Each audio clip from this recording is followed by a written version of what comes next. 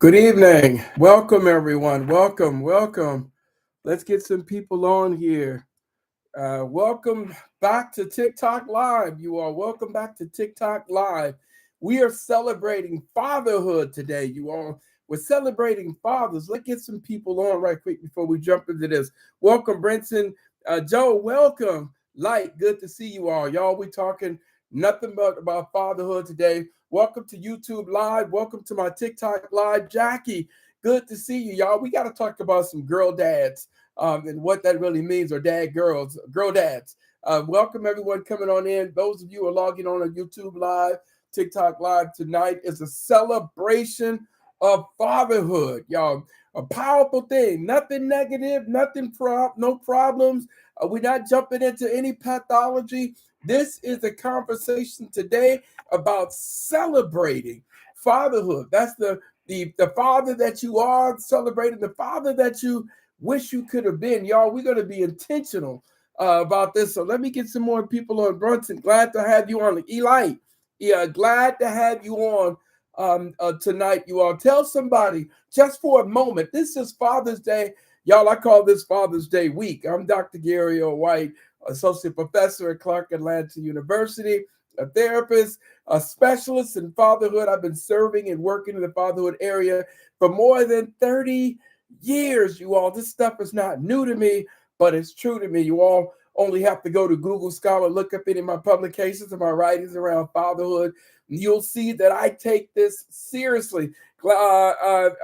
Richards, glad to have you on. Jaguar, glad to have you on. Y'all, we are going to celebrate ourselves. Those of you who are joining me on YouTube Live, those of you joining TikTok Live, we are celebrating fatherhood and fathers, the men who have impacted our lives and the lives that we are impacting as men. And this is not the show for you all to log on to talk about the pathology. This is not the show today to talk about any issues, but this is the show on today, you all, that we're going to remove some myths. We're going to talk about something that I called in my writing the beingness of fatherhood versus the doingness. Good to see you all. The beingness of fatherhood. Y'all, I'm going to get that literally put on my shirt. What it means around the beingness of fatherhood. For those of you joining YouTube Live, y'all notice that my office looks a little scattered on today, but that's okay. I'm a new grandfather. So I start making room for everything, you all. 3 months old. I've established my grandfatherism 3 months ago, you all. This is the best experience. I think you would have thought having 3 daughters and it could get no better. But man, having a granddaughter, I'm about to take this to an entirely new level. Glad to have you on. Clement, good to see you. Roses are red. Glad to have you on. We're talking about fatherhood, celebrating it. So you all come on in. Y'all tell somebody, share this, like, share, subscribe to someone. Welcome back. Again, I'm Dr. Gary O. White.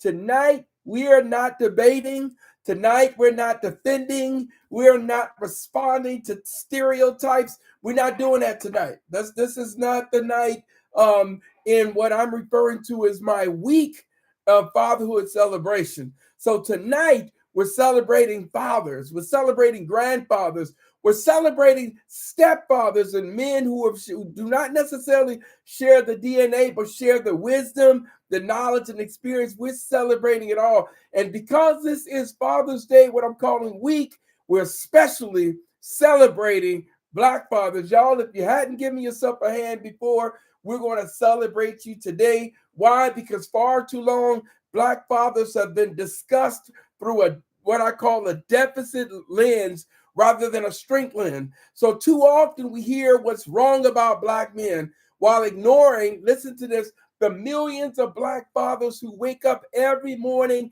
and do the work around fatherhood. So that's what we're talking about today. We're going to challenge some narratives. Y'all, good to have you, Paula. Glad to see you on. Glad to have you present. Lilybell, glad to have you on. We're celebrating fatherhood. We're talking about fathers who have showed up. We're talking about those who have sacrificed, who have coached the little league teams, who have worked 2 to 3 jobs, who have braided hair. Y'all know, having all daughters, I learned to do that. who have taught life lessons, who have prayed with their children, fathers who may not have had much but gave everything they had.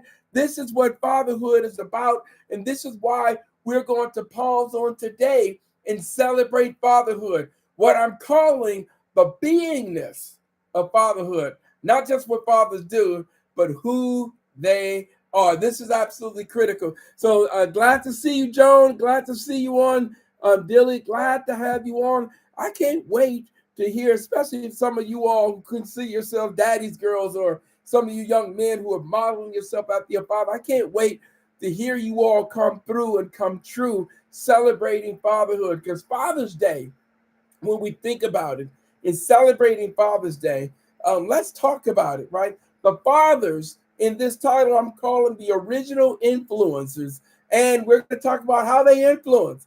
I want to dispel some myths around fatherhood, and I want to look at, y'all, let's talk about a few famous men who are doing it in the realm of fatherhood. We know them for many other things, but these are just some men that I've been watching, famous entertainers, whatever, but examining political individuals, but examining who they are and how they are as fathers.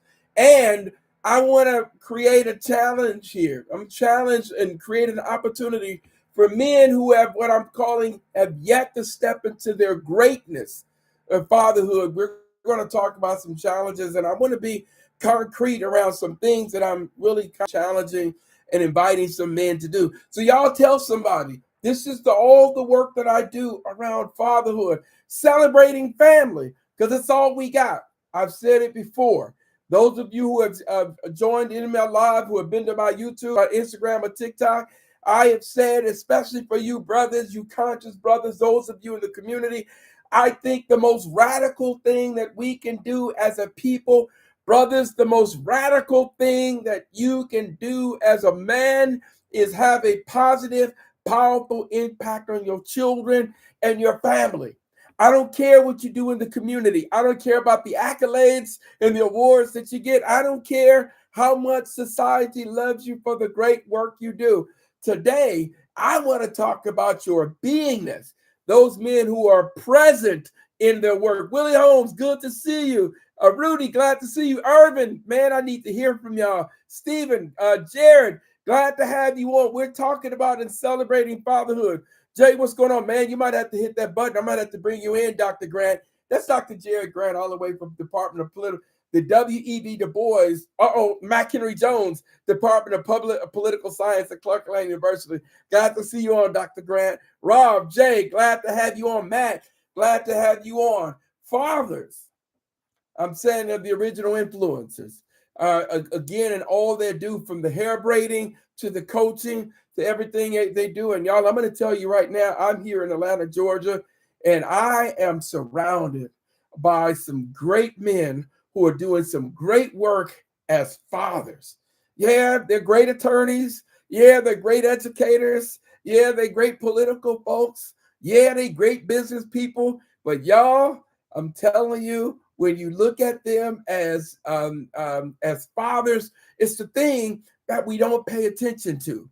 So every father, I believe, right, that I make no mistake, that every father, I absolutely believe, leave an imprint on their children. And you all, we're going to be honest about this. It might be a positive imprint or not as positive imprint, but the imprint is real.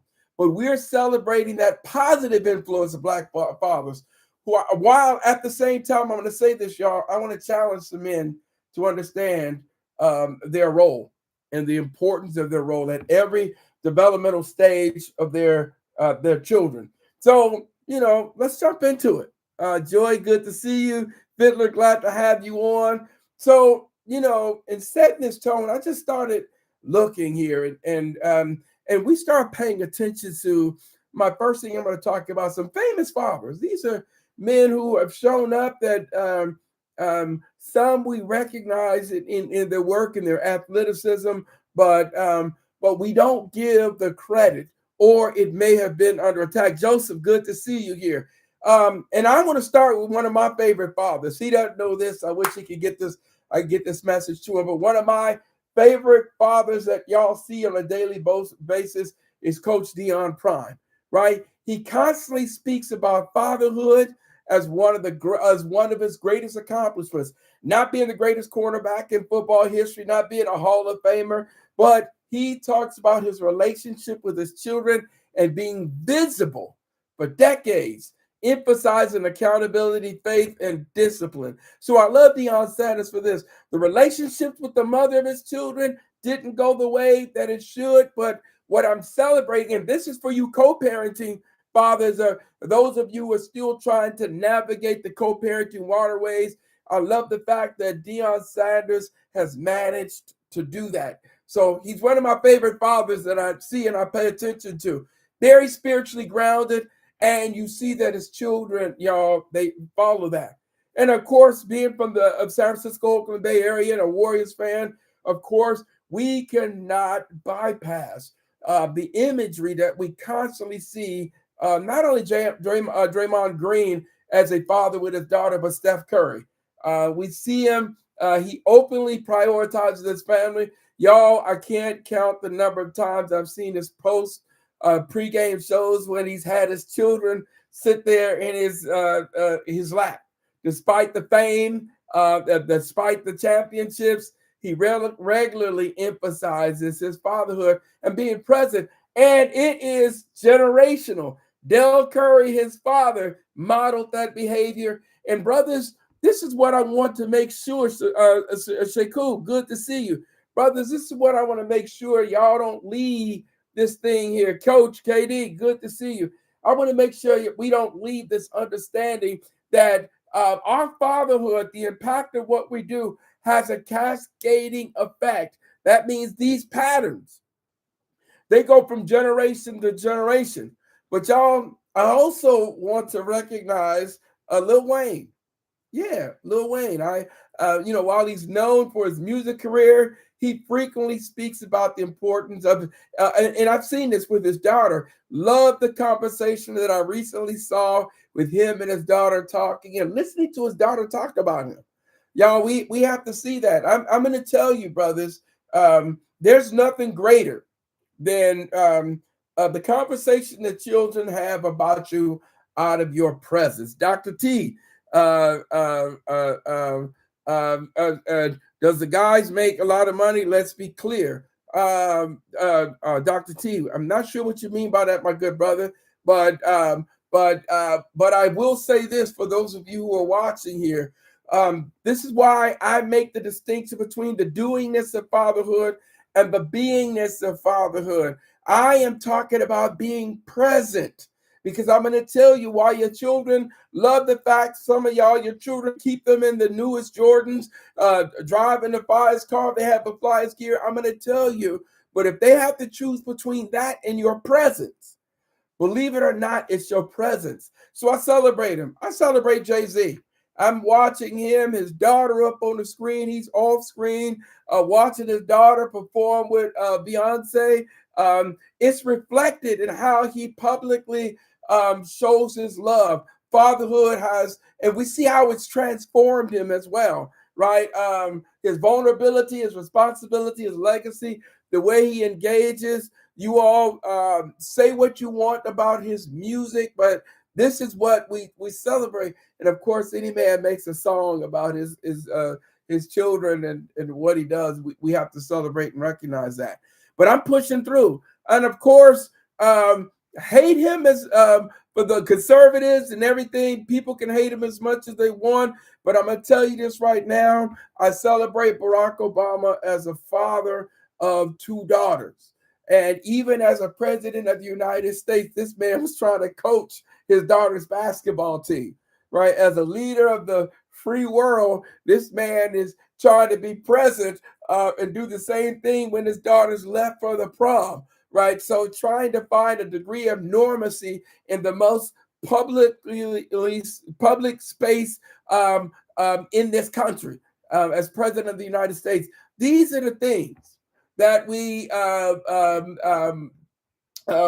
celebrate and recognize, and why we celebrate them. Those guys make lots of money and they make a big difference. Dr. T has said that the people that I talked about, they make a lot of money and they make a big difference. But Brother T, I'm going to tell you this, Doc, on that same thing, this is the challenge that I'm shaking, that those that have little to nothing have been just as great as an impact father, if not better. And so I will never allow, and check on my writings, Doctor. I'm never going to get caught on believing that materialism, the monetary contribution, is what singularly defines fatherhood, because that's that you're what we call in the academia European worldview, that literally just defines a manhood and fatherhood by his being a provider, and the provider role being the singular a variable in responsible fatherhood. And it is a misnomer. The beingness and the presence is what's important, because fathers are the original influencers. And I want to slow this tape down a little bit, because when I talk about as influencers, um, um, um, um, fathers impact the shoes the kids even wear. You know, they influence who we become when we're doing it the way we're supposed to. When influences, their influencers may impact some of the trends and things. Fathers have generational implications in terms of what we do. So I'm saying that everyone's trying to push and have influencers on social media. We're trying to be influencers out there in the community. We're trying to be influencers in all those areas. But I'm going to tell you that fathers as influencers create legacies, right? They create legacies. And so I like to set that I set that tone as fathers. And I want to push a little bit in my celebration of fatherhood, because a father helps answers fundamental questions when he's doing what he's supposed to. There's some fundamental questions that a father helps a child to answer. Who am I? Am I valuable? Am I capable? Do I matter?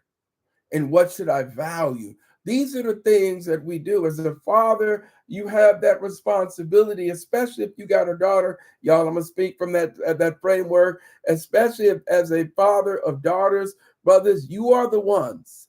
You are the ones who help her to understand the value of a man and how to be valued by men. And that's by what they see and what they hear, but more importantly, what they experience with you in their lives. So children develop this understanding at a very early age, and through those interactions with you. So fathers encourage, they affirm. Y'all, I'm throwing all this out. But the question I want to ask you all is, what is one of the positive things your father said that still motivates you today? The first question: what is something that your father, stepfather, grandfather, uh, father figure, what is something that they have said that still has an impact on you today? I'm going to pause because I want to give a shout out to my daddy, Bobby Darnell White Sr., all the way in Clear Lake, California. Um, One of the things my dad used to say when I was growing up, my dad used to say, boy, do as I say, not as I do. And I used to always hear him say, do as I say, not as I do. And I thought that was the most hypocritical thing in the world. I'm like, as I got older, I'm like, that's hypocritical as hell. You telling me to do what you say and not as you do. In my early development, I would think about my father saying that, and I'm like, man, that's hypocritical. You telling me to do something that you're not doing. And one day, as a grown man, I decided to have that conversation with my dad and just reminded him about that. And I'll never forget my father said to me, son, that's not being hypocritical. When I tell you to do as I say, not as I do, he said, you need to understand that where I'm trying to tell you to get to, I'm trying to get there too. And I thought that was profound, that my dad said that, these are, the type of father, the things that I want you to do and to be. By saying I might not have done it, but I still want you to do it. And that's not hypocritical at all. It was actually eye opening. But what are some of the things, right? For those of you who are viewing, what is something your father said to this very day still has an influence on you, right? I'd love to see that or hear about that.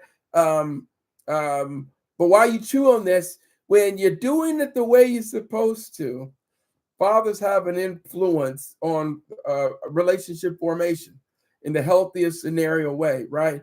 For the sons, they model manhood. If they're aware of the fact that they're modeling manhood. For daughters, fathers often establish the first example of how a man should treat a woman. So if these are some things, if you're a father and these are some things that you may not be aware of, well, then today I'm making you aware of it. That this is the impact that you have, especially with those daughters.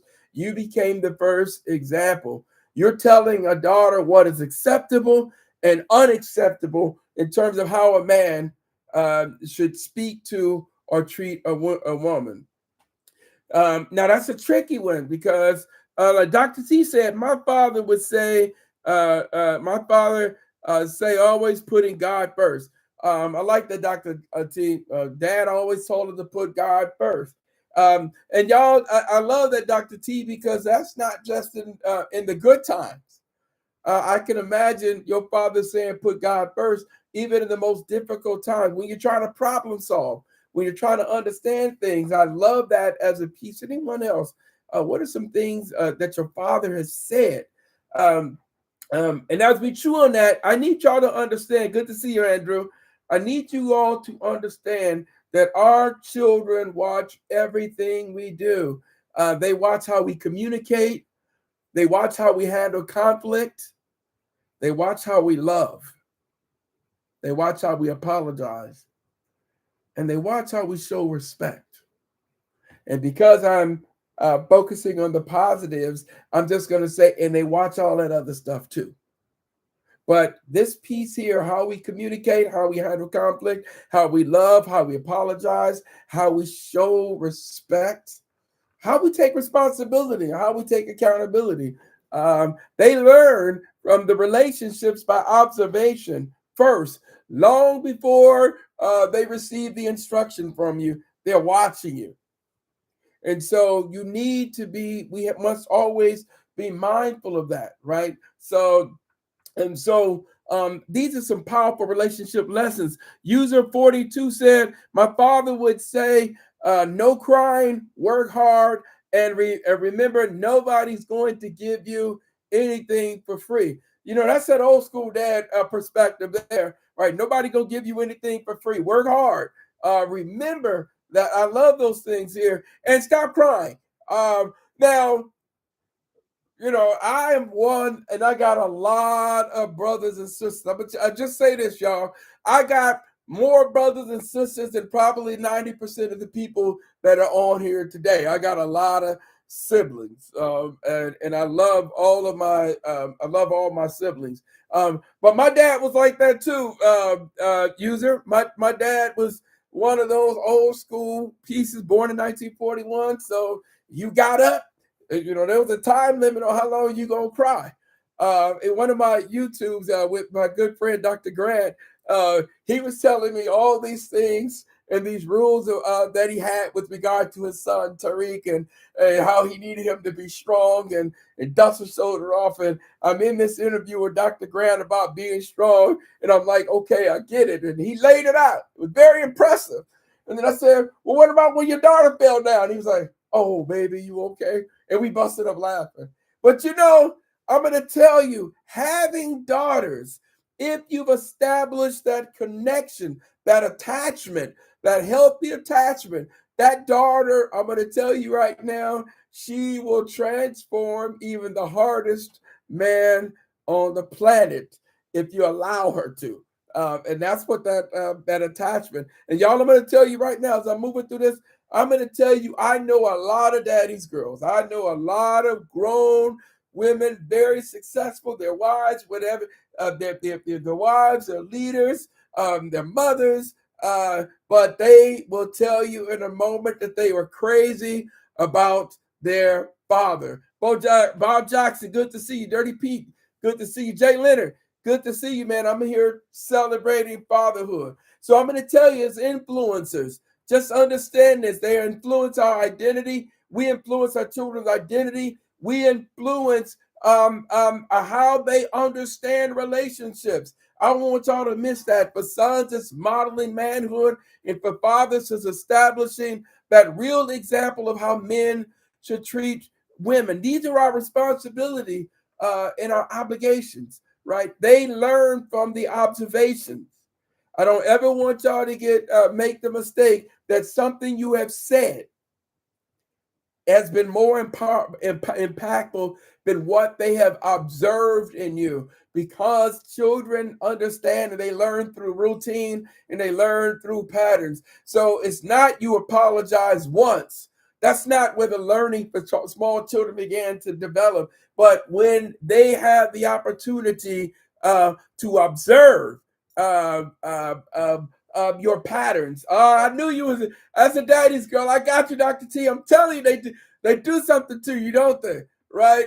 Anthony Phil, glad to have you on here. So these things here I'm saying about fathers that we hone in on the relationship piece. Fathers, y'all, we doing what we're supposed to do in the right way. We have an influence on, and Dr. T just said this, the work ethic and responsibility. I'm going to tell you, if you have a daughter, I don't care what society says, when that day comes that some man asks for her hand in marriage, you're going to look at that man. And there's a degree of protection that kind of will overcome you. And I'd love to, if you are on here, if you are a father and a young man has approached your daughter and asked for the hand of marriage, man, I'd like to hear from y'all what that felt like. Henry West, glad to see you on. We teach responsibility and work ethic. Y'all don't lose the fact that I said they learn from us, right? They learn how we work. They learn how to manage adversity. And I'm going to pause here for a second, because this is one of the areas, as a therapist, I think sometimes with some young fathers and young men, yes, young men in general, may be a bit underdeveloped in how we handle rejection and adversity, right? That emotion, what I'm referred to in some of my writings as emotional stamina. Um, Dr. T earlier made the point, the old school world was, if you get up, stop all that crying. That's the old school language, but there is a modern day version of that.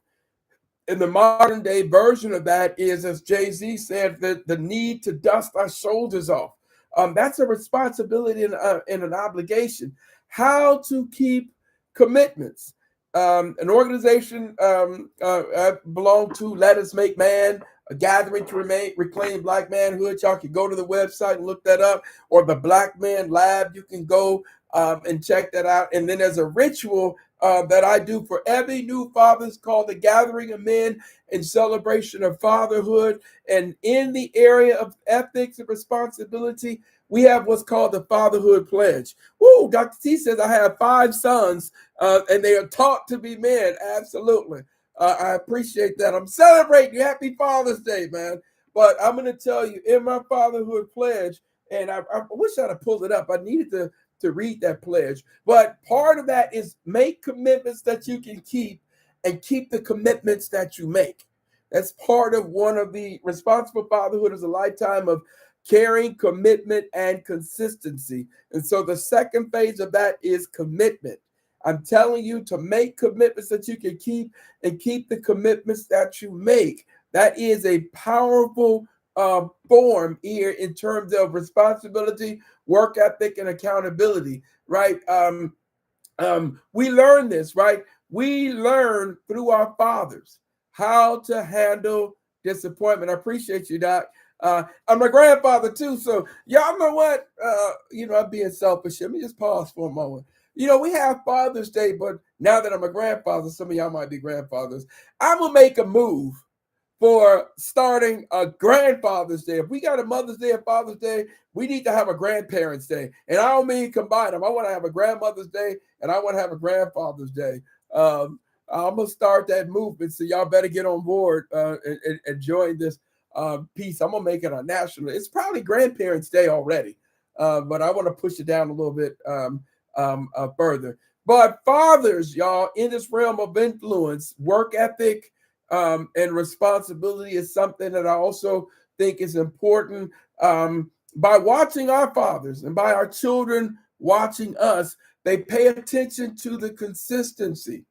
And that's what I don't want anyone to lose. They want to pay attention. They trying to see if daddy keep his word. They want to see if daddy going to show up when he's supposed to.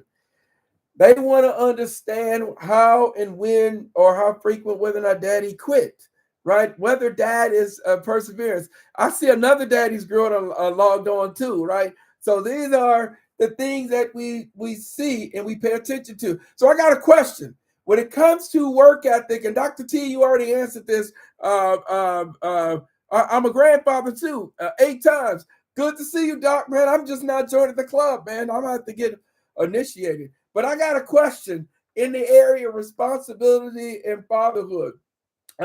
What work ethic lesson did you learn from your father? What work ethic lesson did you learn from your father? Y'all, I'm gonna take a drink. This is from my one of my Father's Day gifts here some time ago. This is my Stein here, man. This is tea. This is tea, y'all. So don't get it confused. What work ethic did you learn from your father? What work ethic did you learn from your father? I'm interested in knowing that. My dad right now is 86 years old. I'm going to tell you right now, he taught all his sons and a daughter. My dad taught all of us that work ethic. Dr. T said, my dad taught us you don't call out to work. Guess what? Our fathers might be from the same generation, because I'm going to tell you, my mom either. Neither one of them. I don't have a recollection of my parents quitting or giving up. They had a mad work ethic. Billy said, my dad taught me the proof is always in the work, right? The commitment. And that's the part, you all. This is the influence. When we look at it, right? Fathers and all of that, when we think about the influence that our dads have had on us and the influence that we're making. For those ladies out there, quitting was not an option. Dr. T said absolutely. And in all of this, you all, when we began to think about fathers and the impact of that, especially y'all, some of those older generations, that you didn't quit. When I came up, for example, I don't recall when we were playing Little League baseball, Little League football, Little League basketball. I don't recall many kids quitting.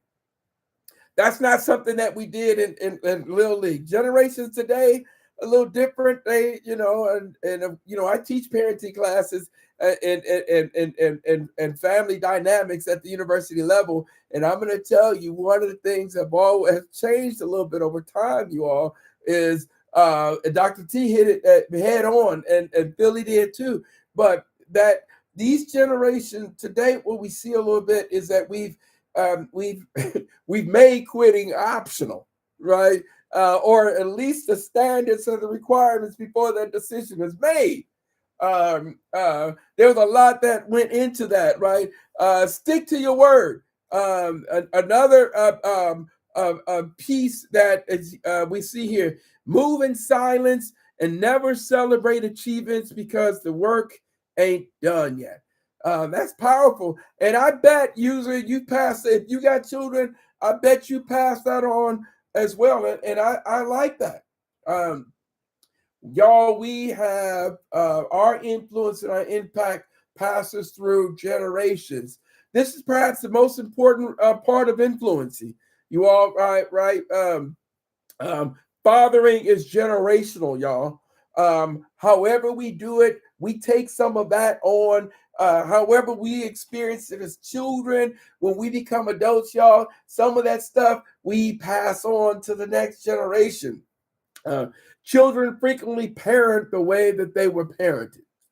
And so in some regards, certain things we have to change.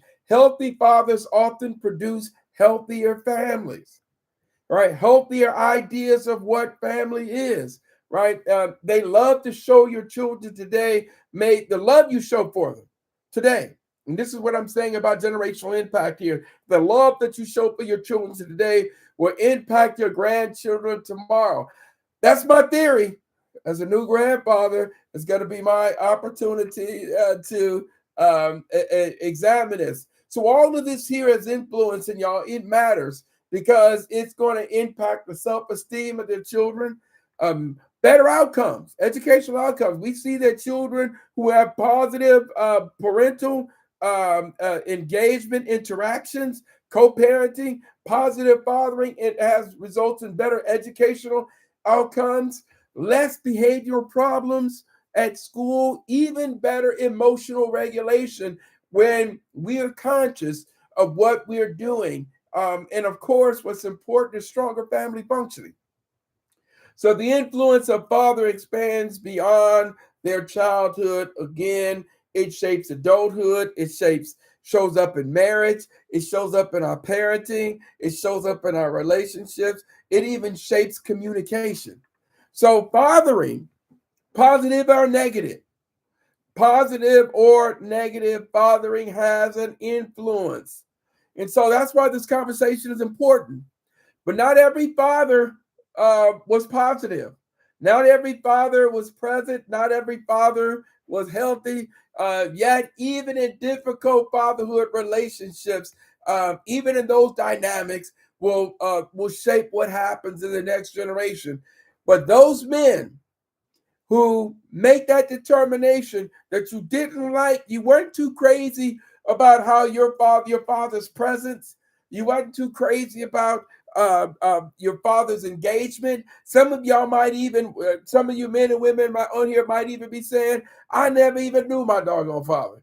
The joker was never around. Some of those things, brothers, that might be a viable argument that you make. But now you're a father. So now the torch is in your hand. So maybe your last name, what your father did with that last name didn't mean much, but it's yours now. So the question becomes, as an influence, what are you going to now do with the name? You got it, right? You have that name. All of us, our DNA is on loan. I always say that our DNA is on loan. And when we have an offspring, and when our offspring have an offspring, that DNA is moving forward. So no one owns that DNA lock, stock, and barrel.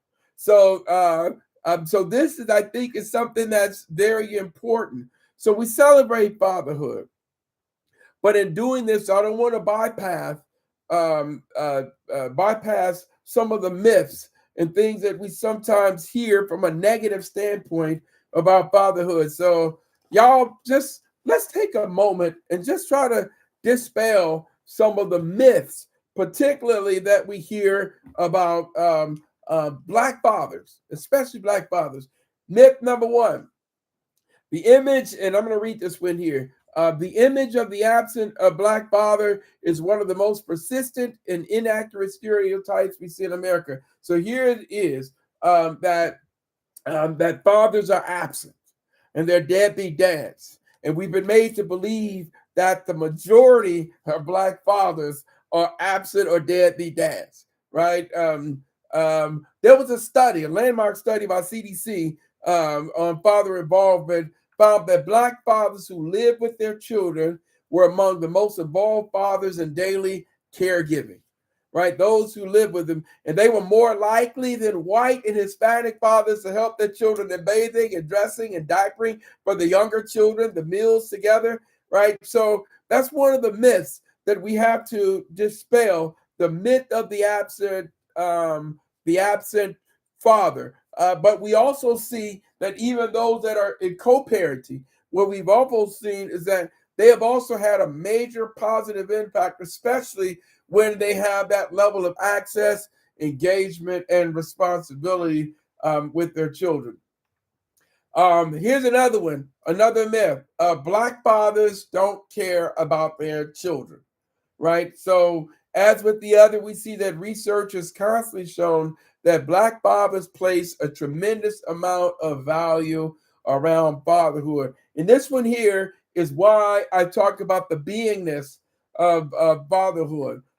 Many studies have shown that being present is of an equal or greater value than simply the financial contribution. In 2024, a peer-reviewed study of more than 2,000 unmarried Black fathers found that over 50% fell into a high involvement category, with many others remaining actively engaged despite not residing with the children. If you ever get a chance to, I have several articles that I've written on factors that impact the level of parental involvement among African American fathers. So I like to jump into that and move that. Black fathers face structural barriers, but the desire to be present and remain connected remains remarkably strong. Now, y'all, I'm going to tell you in those two pieces there, in Georgia in particular, but in a number of states as well, but in Georgia in particular, you have to understand when I say structural barriers, everyone will talk about father absence and everyone will talk about low father involvement, but no one wants to have a conversation about the structural impediments. Dr. White, what is a structural impediment? Right? So, in the state of Georgia, if you have a child born out of wedlock, the father has no rights to his child.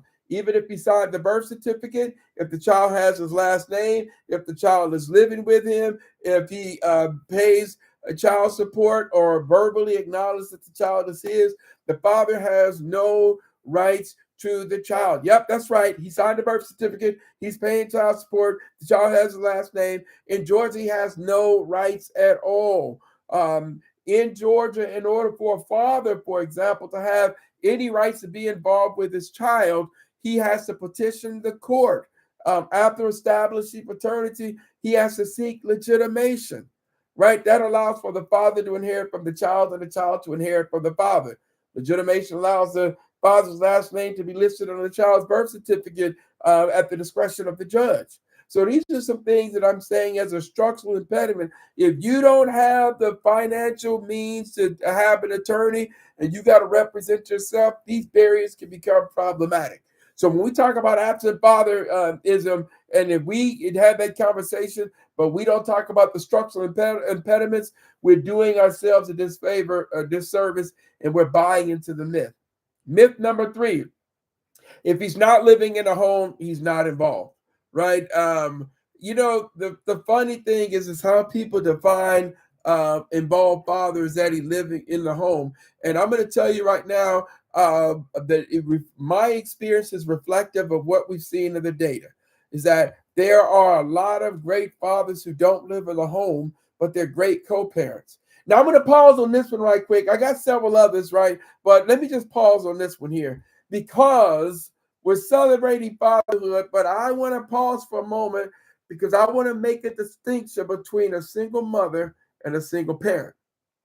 And I'm going to start by asking this here, is that you might be a single mother, meaning you're not in a relationship, but that may not make you a single parent. And here's what I mean. If you are a single parent is someone you're doing all the parenting by yourself. There is no other parent involved. There's no father present. That's what makes you a single parent. But if you are if you don't have that influence, you're doing it on your own. So you might be a single mother, but a co-parent. And so that's important because we hear people all the time say, yeah, I'm a single mother. I'm a single mother. But are you a single parent? And so sometimes we got to learn to ask the right questions in that regard. And so there's several other myths that we have to examine here, and I'm gonna post this, but y'all gonna see this in my shorts, in my TikTok shorts. Y'all will see this in a more detailed discussion on my YouTube channel, where I want to go after a lot of the myths. Black fathers as nurturers, black fathers as only contributing financially or desiring not to contribute financially. There are a lot of myths, right? The black family is falling apart. Y'all, a lot of this discussion that we have about the black family, we can take that all the way back. Y'all just Google Daniel Patrick Moynihan, Senator Moynihan, 1965, in the Moynihan Report, in which in his study of the black family way back then, he concluded that the black family was a tangled web of pathology. That's sickness, right? A pathology. And he centered that pathology on the fault of black women um, who will not allow men to be men in their families. Now, that's Daniel Patrick Moynihan and the Moynihan Report. Y'all take a look at that, because there are a lot of policies and programs that were born out of that myth. And so we have to do, sometimes we got to do some myth busting, because these myths become truths. And these truths result in policies, programs, and initiatives. So yeah, y'all, every once in a while we got to pause and we got to go after all of these myths. We're talking about what we're talking about tonight is restructuring and challenging some of the narratives versus the reality of what we understand about black fathers. So there's a stereotype is one thing, but the reality is another. The data tells us something else. The stereotypes say we're absent. The research shows we're engaged. The stereotypes show that we're disconnected. The research shows that we're committed. The stereotype shows that we are failures, but the evidence says that we are resilient. And that's why tonight we celebrate Black fathers. Not because we're perfect, but because we continue to showing up. We continue being present despite the barriers, the challenges, and the negative narratives that we find ourselves confronted with. So fatherhood, I think, is important, and what our children say about us is important. I got a question, you all. To all the men who are watching, I got a question. Imagine, if you will, you decided to do a surprise visit to your child's school. And, in elementary school, how they got the doors with the little windows. Imagine if you decided to do a surprise visit to the school and your child didn't know you were coming, and you peeked through that little window and you saw that in your child's class they're doing an activity. And the activity is that the children are talking about their fathers. The question I have is, what is it that you hope you would hear your child saying? And what is it that you would be in fear of your child saying? Right? Y'all chew on that. If your children were speaking about you, what is it that you would hope that they would be saying? What is it that you would be in fear that your children would be saying? Right? Pick that. And for those of you ladies, what is it that you hope your child would say about their fathers? What is it that you would be in fear that your child would say about their father? Those are realities. There's so much of a reality that every child, even you as adults, in your childhood, found yourself grappling with that. For some of you, you grew up. Dr. T said that you would want to hear the child say, "My dad was the best." Right on point. Anyone else? What is it that you would hope you would hear your child say? Someone says, "My dad is always gone." And that's a powerful one, because that's the big balance that we find ourselves dealing with, because we have been socialized to grind. We have been socialized to work, because we value responsible fatherhood, because we put food on the table, a roof over their head, clothes on their back. And because of these things, the lights on, the gas, we take the conclusion. So because I do all that, that's just how I define fatherhood. And that is, and there's a danger, because there is something called the absent, the absent present father, or the presently absent father. This is the man who the father lived there, but he ain't never there. He gone. That has just as much impact as if he weren't there. Because I'm going to tell you right now, there's nothing harder, and y'all have seen this on many YouTubes. There's nothing more difficult to watch than in elementary school. You see the children performing, and there's always a child who's up in that stand, who's getting the award. There's always one, you see him or you see her scanning the room. They're trying to see if any parent is present. Y'all, we did it, and your children did it. Every time they spanned that room and they saw you, it changed what happened while they was up on that stage. And for those of you who were not up on that stage, we saw that face when you weren't present. Dr. T said one of the things he wouldn't want his children to say is, I don't want my child to say, my dad didn't care. Thank you, Dr. T. Y'all, these are some real, Robert, glad that you joined. Y'all, these are some realities. Our children talk about us, either to others or to themselves. But regardless, there's a conversation that you had as a child about your father, and there's a conversation that your child is having about you.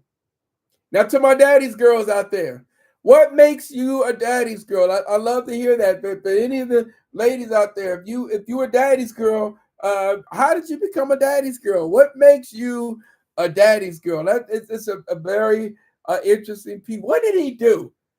What did he do to have you take upon with pride that label that I'm a daddy's girl? What did he do? And ladies, for those of you who are watching, I'm telling you right now, there's some men on here right now that are waiting right now to hear what you said. They have daughters, and there's some men that got daughters, but they don't have them. They don't have the best relationship, right? And I think it gets real tough sometimes when I hear a woman go, "Nah, I wasn't a daddy's girl. Nah, that I was not." Right? That speaks volumes in that conversation. So that's why I'm pushing this.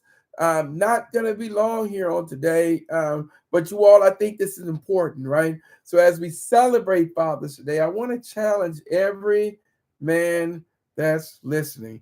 Daddies, girls, if y'all get a chance to respond, I'd love to hear that. But I want to offer some challenges here.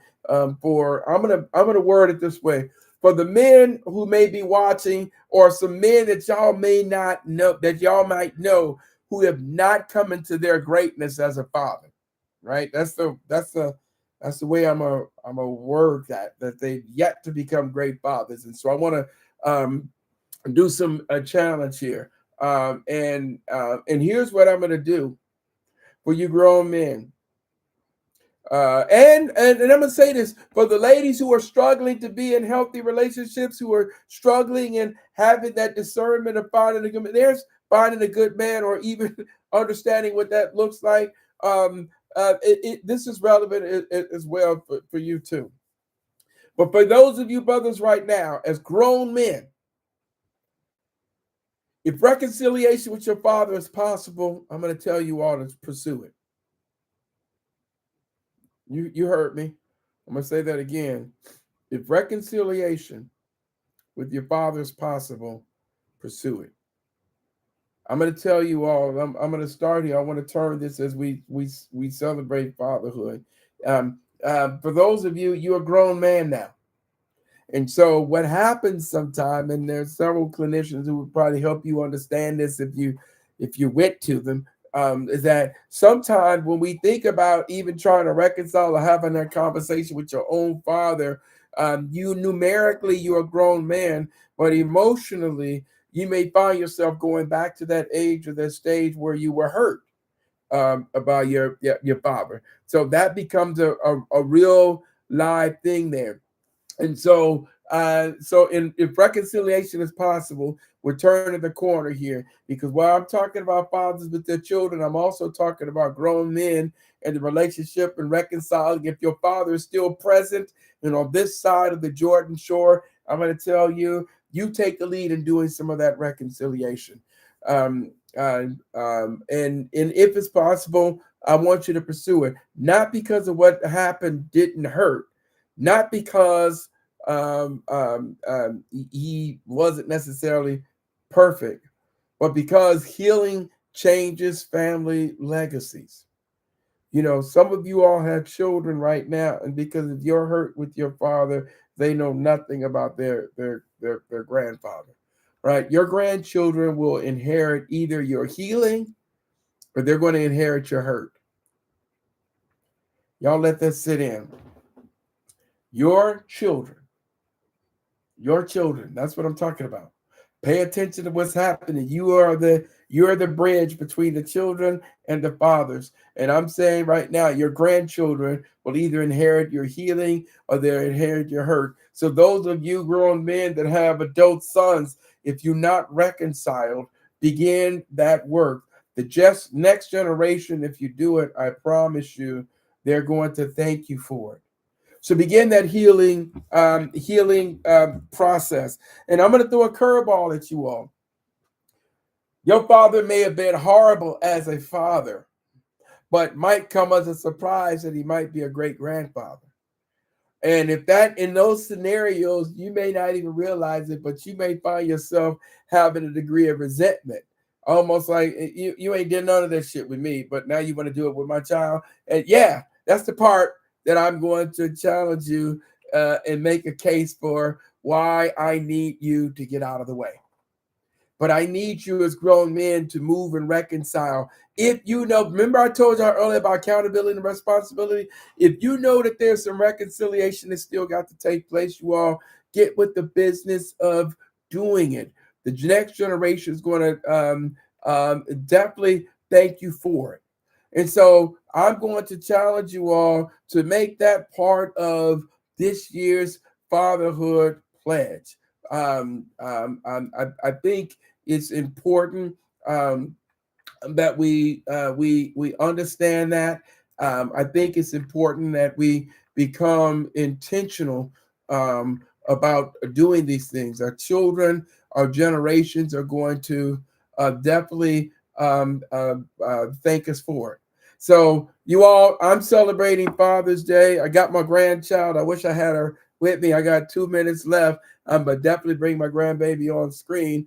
I'll pull her up next week. I might even do a live on Sunday just to celebrate being a father and now grandfather. But for those of you, I'm going to challenge you, dads. I need you to take the best memories from your childhood. Right, here's the formula. I need you to take the best memories from your childhood. I don't care if it's a single event. I want you to take the best memories from your childhood, and I want you to combine that with every experience you wish you had with your father in your childhood. And I need you to take both of those two things and to combine them to begin to shape the type of father that you want to be. Now, why am I telling you that? Because all too often we recall the trauma from our childhood. And we just take the trauma alone and we bring that into our adulthood. And then we engage in what I'm calling trauma-based parenting. We engage in trauma-based decision making. And then what happens is the very thing we hated that we didn't receive from our own father, we end up replicating it. So I'm going to challenge each and every one of us that as we celebrate Father's Day this week, culminating on Sunday, I'm going to invite you all to be intentional. I want you to be the father that you wish you had. And I need you to move and position yourself toward being the grandfather for those of you that you wish you had. And in order to do that, you have to go through that relationship with your daughter, or you have to go through that relationship with your son, but healing that so that your children and grandchildren can benefit. I'm Dr. Gary O. White. See you all on TikTok Live, and thank you all for joining. Until next week, I look forward to connecting with each and every one of you. Those of you who have joined me via YouTube Live on today, thank you all for being present on today. Share this discussion with someone about fatherhood. Remember, I'm making fatherhood a celebration for the week, not just today. The Sunday's the culminating event. Until then, I'm Dr. Gary O. White, and see you all again. Go to my YouTube, Instagram, TikTok page. Like, subscribe, and share with someone in this ongoing work on building, strengthening, enhancing fatherhood and the family. Until then, y'all take care. God bless.